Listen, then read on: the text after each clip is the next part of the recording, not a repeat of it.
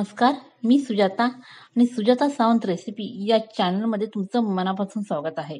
आज आपण बनवणार आहोत मालवणी बांगड्याचे कालवण, म्हणजे बांगड्या माशाचे कालवण. तेही स्टेप बाय स्टेप, म्हणून व्हिडिओला कुठेही स्किप न करता पूर्ण बघा. नमस्कार, मी सुजाता आणि सुजाता सावंत रेसिपी या चॅनलमध्ये तुमचं मनापासून स्वागत आहे. हे पहा, आपण इथे कोकम घेतलेला आहे. यामध्ये आपल्याला पाणी घालायचं आहे आणि याला भिजत ठेवायचं आहे.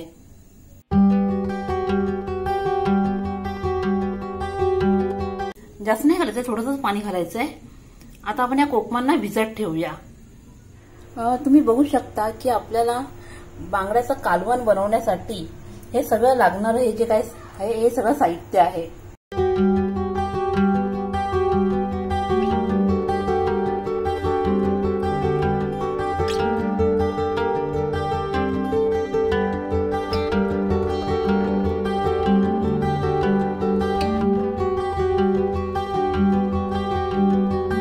तर आपण एक एक करून बघूया. हा आहे कांदा, जो मी उभा कट केलेला आहे. हे बघा, ही आहे कोथिंबीर, हे आहे ओले खोबरे, हे अद्रक आहे, हे लसूण.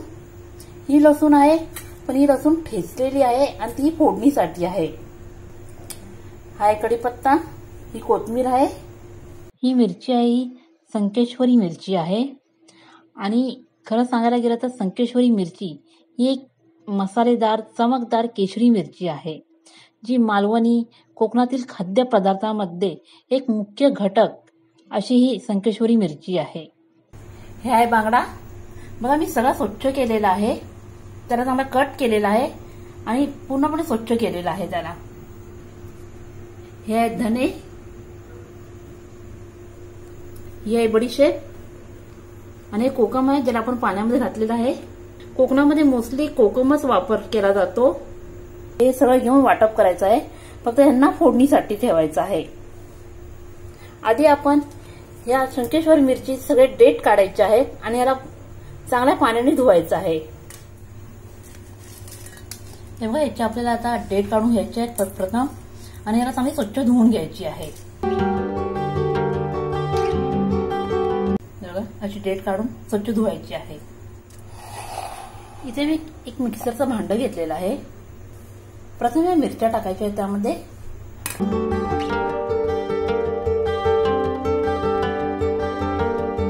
ह्या 9-10 मिरच्या आहेत ऍक्च्युली. ही कोथिंबीर, अद्रक, हे लसूण, हा बारीक चिरलेला कांदा, जो 3 घेतलेले आहेत ऍक्च्युली मी. हे खोबरं,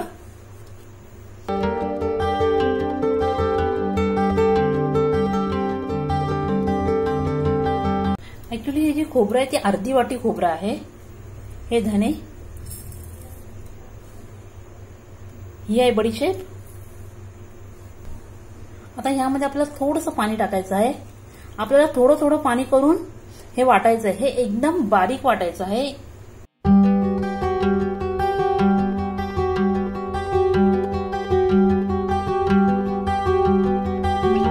बघा, तुम्ही बघू शकता की आपण हे एकदम बारीक केलेलं आहे.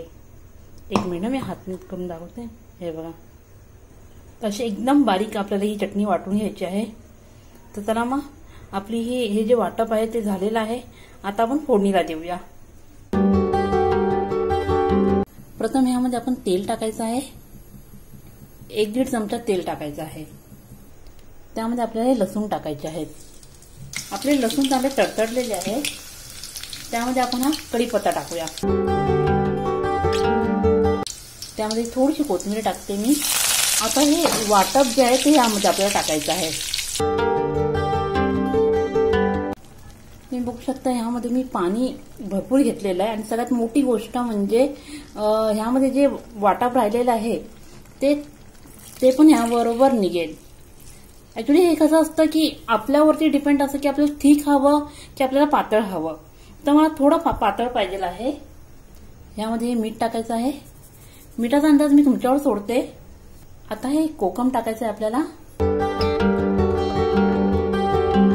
आणि ही सुकी कोकम आहेत. तीही आपल्याला टाकायची आहेत. ते हलवून घेऊया सगळं.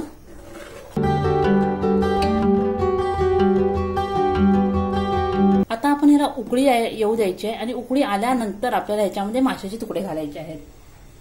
मी याच्यावर झाकण ठेवते, गॅस फास्ट करते.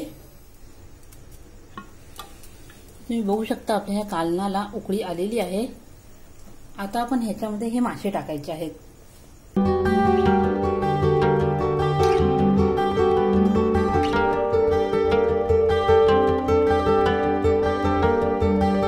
एकदा ना हलवून घेते.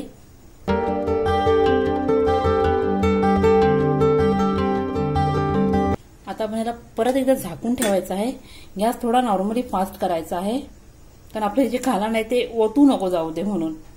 तर आपण हा गॅस आहे स्लो करायचा आहे आता आणि हे ओपन करून बघूया. 10 मिनिटांमध्ये तर माझ्या शिजून निघतात. ते बघा आपले हे मासे जे आहेत चांगले शिजलेले आहेत. आणि सगळ्यात मोठी गोष्ट, सारखं सारखं हलवायचं नाही, नाहीतर हे जे मासे आहेत ते तुटून जातील कालवणामध्ये. तर आपलं हे जे माशाचं कालवण आहे ते झालेलं आहे. आपले मासेही शिजलेले आहेत. तर मी आता गॅस आहे तो बंद करते.